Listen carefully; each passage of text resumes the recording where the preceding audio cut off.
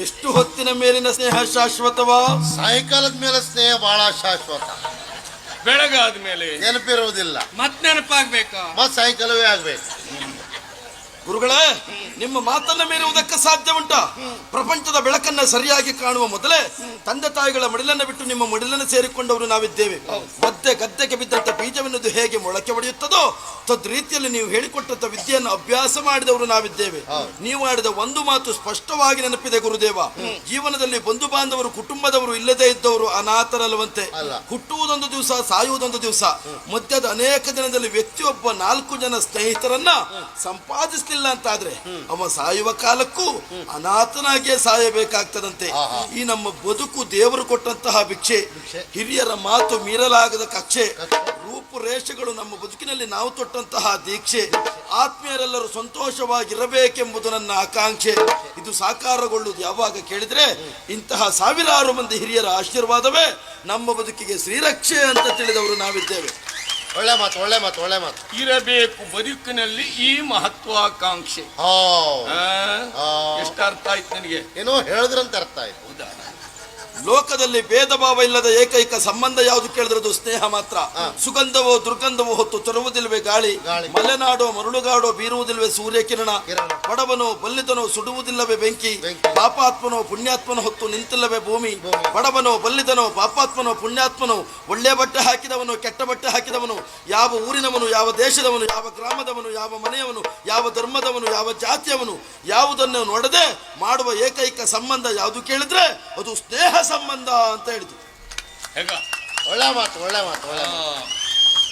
ಈ ಕ್ಷಣಕ್ಕೂ ಶಾಶ್ವತವಾಗಿ ಉಳಿದದ್ದು ಲೋಕದಲ್ಲಿ ಸ್ನೇಹವೇ. ತಂದೆ ಮಕ್ಕಳ ನಡುವೆ ಇರುವುದು ಸ್ನೇಹ, ತಾಯಿ ಮಕ್ಕಳ ನಡುವೆ ಇರುವುದು ಸ್ನೇಹ, ಅಣ್ಣ ತಮ್ಮಂದಿರ ಮಧ್ಯೆ ಇರುವುದು ಸ್ನೇಹ, ಅಕ್ಕ ತಂಗಿಯಂದಿರ ಮಧ್ಯೆ ಇರುವುದು ಸ್ನೇಹ, ಗಂಡ ಹೆಂಡತಿಯ ಮಧ್ಯೆ ಇರುವುದು ಸ್ನೇಹ, ಗೆಳತಿ ಗೆಳೆಯರ ಮಧ್ಯೆ ಇರುವುದು ಸ್ನೇಹ, ಗೆಳತಿ ಗೆಳೆಯರ ಮಧ್ಯೆ ಇರುವುದು ಸ್ನೇಹ, ವೈದ್ಯ ರೋಗಿಯ ಮಧ್ಯೆ ಇರುವುದು ಹಣ. ಹೌದು ಹೌದು ಹೇಳ್ದ. ಇದೇನು ಬದಲಾಯಿತು? ಹಾಗೆ ಅದು ಅಲ್ಲಿ ಹಣ ಇದ್ರೆ ಮಾತ್ರ ಸ್ನೇಹ ಅವರದ್ದು. ನಮ್ಮ ಧರ್ಮ ನಮ್ಮಲ್ಲಿ ಅಂತಲ್ಲ. ಹೋಗಿ ವಯಸ್ಸಾದ ಹಿರಿಯರಲ್ಲಿ ಹೋಗಿ ಕೇಳಿ, ನಿಮ್ಮ ಜೀವನದಲ್ಲಿ ಮರೆಯಲಾಗದ ದಿನ ಯಾವುದು ಕೇಳಿ. ನಿಶ್ಚಿತಾರ್ಥವಾದ ದಿನ ಅಲ್ಲ, ಗೊತ್ತಿಲ್ಲ. ಮದುವೆಯಾದ ದಿನ ಅಲ್ಲ, ಗೊತ್ತಿಲ್ಲ. ಪ್ರಥಮ ರಾತ್ರಿ ಅಲ್ಲ, ನಂಗೆ ಗೊತ್ತಿಲ್ಲ. ಉದದೆಲ್ಲ ಗೊತ್ತು, ಇದೊಂದು ಗೊತ್ತಿಲ್ವಾ? ನಂಗೆ ಇದು ಯಾವುದು ಆಗಿಲ್ಲ ಗುರುಗಳೇ. ಓ ಹೀಗೆ. ನಿಮಗೆ ಮದುವೆ ಆಗಿದಾ? ಮದುವೆ ಆಗ್ಲಿಲ್ಲ, ಪ್ರಥಮ ರಾತ್ರಿ ಆಗಿದೆ. ಲೋಕಾನುಭವ ಅದರೊಳಗೆ ಆಗಿದೆ. ತಿಳುವಳಿಕೆ. ನೀವು ಮಕ್ಕಳು ಹುಟ್ಟಿದ ದಿನವಲ್ಲ, ನಾಮಕರಣ ಮಾಡಿದ ದಿನವಲ್ಲ, ಪ್ರಶಸ್ತಿ ಸಿಕ್ಕಿದ ದಿನವಲ್ಲ, ಉದ್ಯೋಗ ಸಿಕ್ಕಿದ ದಿನ ಅಲ್ಲ. ಹೋಗಿ ಕೇಳಿದ್ರೆ ಎಷ್ಟು ಸೊಗಸಾಗಿ ಉತ್ತರಿಸ್ತಾರೆ ಗೊತ್ತಾ? ನಮ್ಮ ಜೀವನದಲ್ಲಿ ನಮ್ಮ ಬಾಲ್ಯರೊಂದಿಗೆ ಕಳೆದಂತಹ ಆ ಬಾಲ್ಯದ ದಿನವನ್ನು ಯಾವುದಕ್ಕೂ ಮರೆಯುವುದಕ್ಕೆ ಸಾಧ್ಯ ಇಲ್ಲ. ಸವಿಸವಿ ನೆನಪು, ಸಾವಿರ ನೆನಪು, ಸಾವಿರ ಕಾಲಕ್ಕೂ ಅಳಿಯದೆ ಉಳಿಯುವ ನೆನಪು ಯಾವುದು ಕೇಳಿದ್ರೆ ಅದು ಬಾಲ್ಯದ ಗೆಳೆಯರೊಂದಿಗೆ ಕಳೆದ ಆ ದಿನವನ್ನ ಕೇಳಿದ್ರಷ್ಟು ಸೊಗಸಾಗಿ ಉತ್ತರಿಸ್ತಾರೆ ಗೊತ್ತಾ?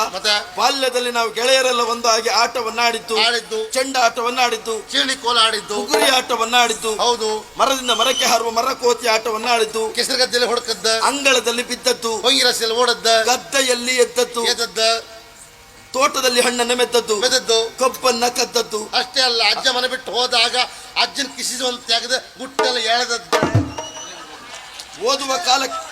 ಓದುವ ಕಾಲಕ್ಕೆ 4 ಜನ ಸ್ನೇಹಿತರು ಸೇರಿ ಮೊದಲ ಬಾರಿಗೆ ಚೂರು ಕೂತ್ಕ ಹಾಕದ್ದ, ನದಿಗಿಳಿದು ನೀರಾಟವನ್ನ ಆಡಿದ್ದು, ಹೆಮ್ಮಕ್ಕಳಲ್ಲಿ ಗಲಾಟೆಯನ್ನ ಮಾಡಿದ್ದು, ಗೆಳತಿಯರು ಮುಂದೆ ಕುಳಿತಾಗ ಅವರ ಹಿಂದೆ ಕುಳಿತವರ ಜಡೆಯನ್ನು ಎಳೆದದ್ದು. ಆಗ ಗುರುಗಳು ಬಂದು ಕಪಾಲಕ್ಕೆ ಬಿಟ್ಟದ್ದ. ಆ ದಿವಸವೇ ನಾನು ಶಾಲೆ ಬಿಟ್ಟದ್ದೆ.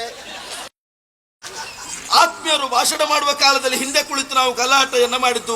ಗುರುಮಠದಲ್ಲಿ ಆಗಾಗ ಆಗುತ್ತಿರುವಂತಹ ಸಾಂಸ್ಕೃತಿಕ ಕಾರ್ಯಕ್ರಮವು ಜೊತೆಗೆ ನಮ್ಮ ಭಾಗದಲ್ಲಿ ವಿಶೇಷವಾಗಿ ಆಗುವಂತಹ ನೇಮವೋ, ಕೋಲವೋ, ಕಂಬಳವೋ, ಕೋಳಿ ಅಂಕವೋ, ಜಾತ್ರೆಯೋ ಜೊತೆಗೆ ವಿಶೇಷವಾಗಿ ಮನೋರಂಜನಾ ಕಾರ್ಯಕ್ರಮಗಳೆಲ್ಲವುದು ಮುಂದುವರಿಯುವುದಕ್ಕಿಂತ ಮೊದಲು ನಮ್ಮನ್ನ ಮನೋವಿಕಾಸದತ್ತ ಕೊಂಡೊಯ್ಯುವಂತಹ, ನಮ್ಮ ಯಾರಿಗೂ ಆಮಂತ್ರಣವನ್ನು ಕೊಡದೇ ಇದ್ರು ಬರೇ ಶಬ್ದವನ್ನ ಕೇಳಿಕೊಂಡು ಹೋಗಿ ನಾವೆಲ್ಲರೂ ಕುಳಿತುಕೊಂಡಂತಹ ಯಕ್ಷಗಾನ ಕಾರ್ಯಕ್ರಮ ಯಾರಾದ್ರೂ ಮರಲಿಕ್ಕೆ ಸಾಧ್ಯ ಉಂಟಾ? 100ಕ್ಕೆ 100 ಸತ್ಯ ಅದು. ಆ ಕಲೆಯ ವಿಶೇಷತೆ ಅದು.